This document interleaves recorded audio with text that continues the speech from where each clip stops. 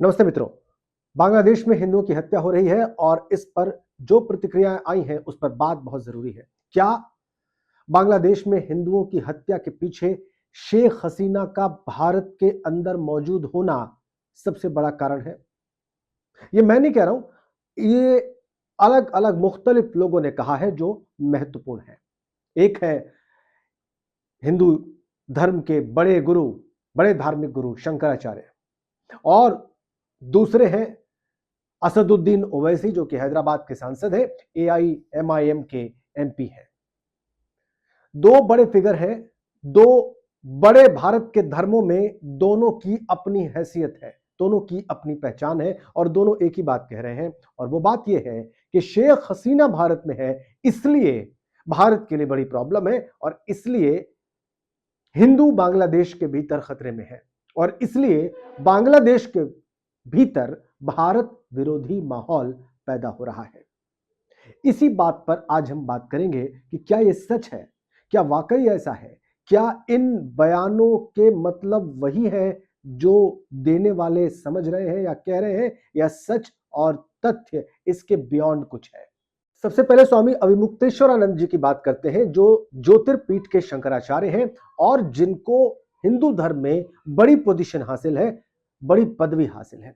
उनका यह कहना है, और एक बात जरूर उनके बारे में कही जानी चाहिए कि वो वर्तमान सरकार के मुखर आलोचक भी हैं। जब भी अवसर आता है वो आलोचना करने से पीछे नहीं हटते, लेकिन चूंकि वो एक बड़े धार्मिक गुरु हैं, शंकराचार्य के पद पर हैं, इसलिए उनकी बात को वैसे ही सुना जाना और समझा जाना जरूरी है, बांग्लादेश में हिंदुओं के कत्ल के संदर्भ में, जैसे उन्होंने कहा है। वो कहते हैं कि चूंकि शेख हसीना को वहां के लोगों ने पदच्युत कर दिया और शेख हसीना से नाराज होकर उनको पद से हटाया और मजबूरन उनको बांग्लादेश छोड़ना पड़ा,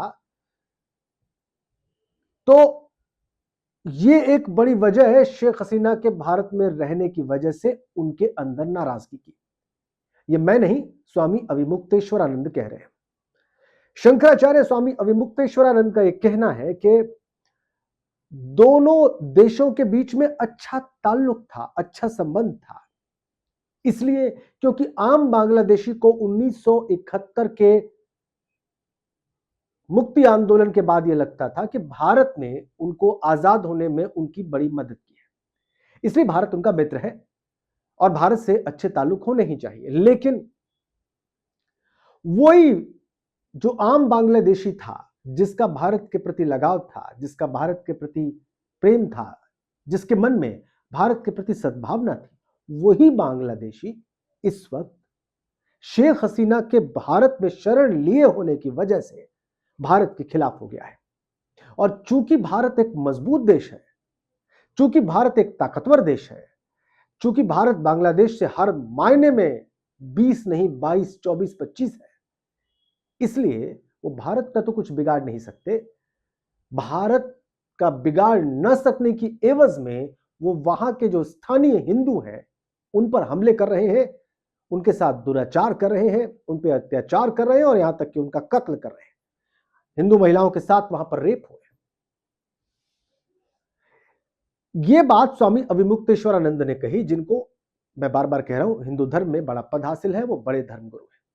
लेकिन लगभग ऐसी ही बात असदुद्दीन ओवैसी ने कही अभी तब जब वेनेजुएला पर अमेरिका ने हमला किया रात को और वहां के राष्ट्रपति मडूरो को उठाकर अमेरिका ले गए। उस दिन असदुद्दीन ओवैसी ने हिंदुस्तान में कहा और चैलेंज किया हुकूमत को कि आप में अगर ताकत है तो आप मुंबई हमलों के मास्टरमाइंड्स को पाकिस्तान में जाकर उठाकर ले आए। साथ साथ ओवैसी ये चुनौती भी दे बैठे कि बांग्लादेश के भीतर जो हो रहा है उस पर आवाज उठनी चाहिए हुकूमत की ओर से, और साथ साथ ये भी कहा कि शेख हसीना को भारत से निकालकर उन्हें वापस दे देना चाहिए। ये अगर बांग्लादेश की आवाम चाहती है तो हिंदुस्तान की हुकूमत को इसमें क्या इंटरेस्ट है? ये असदुद्दीन ओवैसी ने भी कहा। देखिए, दो अलग अलग ध्रुव हैं। एक व्यक्ति हिंदू हितों के लिहाज से बांग्लादेश के भीतर हो रही हिंदुओं की हत्या के पीछे शेख हसीना के भारत में होने को जिम्मेदार बताता है। उसकी नजर में हिंदुओं का हित सबसे बड़ा है। दूसरा व्यक्ति जो कथित रूप से मुस्लिम लीडर है और मुस्लिम वोटों की पॉलिटिक्स करता है पुरजोर तरीके से मुखर होकर, वो भी इस बात को लगभग ऐसे ही देखता है। कमाल है, वो भी बांग्लादेश में हिंदुओं पर हो रहे अत्याचार, उन पर हो रहे हमलों, उनकी हो रही हत्याओं के पीछे शेख हसीना के भारत में होने को जिम्मेदार मानता है। यह कमाल की बात है। अब आप एक और पक्ष देखिए, और वो पक्ष बांग्लादेश से ही जुड़ा है, वो है मुस्तफिजुर रहमान के आईपीएल में खेलने की मनाही का। खबर यह है कि मुस्तफिजुर रहमान के पॉलिटिकल इंटरवेंशन के बाद आईपीएल खेलने से रोकने पर बीजेपी के जो सहयोगी दल हैं, एनडीए के सहयोगी दल हैं, मसलन जेडीयू और टीडीपी, जो दो बड़े पार्टनर्स हैं और जिनके सपोर्ट के बूते मोदी सरकार इस वक्त दिल्ली में चल रही है, उन्होंने अपने रिजर्वेशन जाहिर किए हैं। उन्होंने मुस्तफिजुर रहमान के मामले पर कहा है कि क्रिकेट और पॉलिटिक्स को मिक्स नहीं करना चाहिए। यह बड़ा मैसेज है गवर्नमेंट के लिए।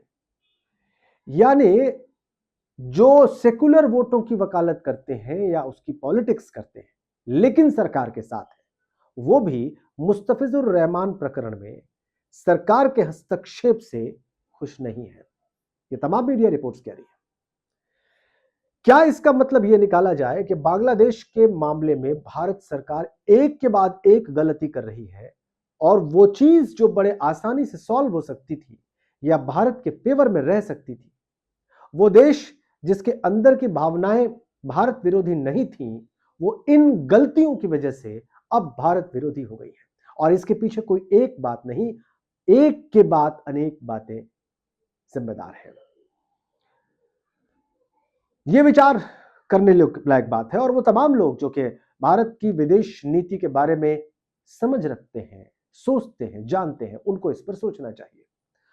अब देखिए, कमाल की बात इसमें एक और भी है कि जब बांग्लादेश में खालिदा जिया, जो कि वहां की एक्स प्राइम मिनिस्टर थी, उनका निधन हुआ, तो भारत सरकार ने एस जयशंकर को, जो कि भारत के विदेश मंत्री हैं, उनके फ्यूनरल में, उनके अंतिम संस्कार में अपना प्रतिनिधि बनाकर भेजा। वो वहां पर गए।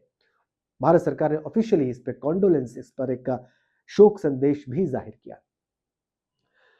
तो क्या यह भी माना जाए कि जो हुआ उसको भारत सरकार के अंदर भी महसूस किया जा रहा है कि यह नहीं किया जाना चाहिए था, या ये ऐसे नहीं होना चाहिए था, ऐसे होना चाहिए था, और वहां पर सभी राजनीतिक पक्षों से भारत सरकार को अपने ताल्लुक बराबर रखने चाहिए, सद्भावनापूर्ण रखने चाहिए। यही एक अच्छे पड़ोसी का कर्तव्य भी है, और यही सिद्धांततः सही भी है।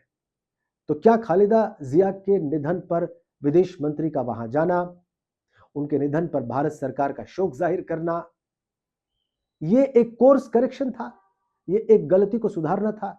इस पर भी विचार करना चाहिए सभी लोगों को। मुझे लगता है कि यह रियलाइजेशन था भारत सरकार के भीतर कि ऐसा किया जाना चाहिए, चीजें सही नहीं हुई हैं, और वहां की आवाम और वहां के पॉलिटिकल क्लास को आमतौर पर, सामान्य तौर पर यह मैसेज देना चाहिए कि भारत का किसी से कोई विरोध नहीं है, भारत का वहां की आम जनता से कोई विरोध नहीं है, भारत की जो रुचि है वो वहां की आंतरिक राजनीति में नहीं है, बल्कि भारत बांग्लादेश को एक अच्छे पड़ोसी और मित्र के तौर पर देखता है और उसकी प्रगति देखना चाहता है। लेकिन भारत वहां पर अल्पसंख्यक हिंदुओं और दूसरे अल्पसंख्यकों के हितों और उनकी रक्षा को लेकर भी प्रतिबद्ध है। यह शायद एहसास करने में भारत सरकार से थोड़ी देर हो गई है। आपको क्या लगता है? आप कमेंट करके जरूर बताएं। आपको लगता है कि अगर ये बात मैं सही समझ पा रहा हूं तो भी बताएं। अगर आपको लगता है कि नहीं, मेरी एनालिसिस गलत है, मेरा मूल्यांकन सही नहीं है, तो भी आप कमेंट करके बता सकते हैं। Thank you so much.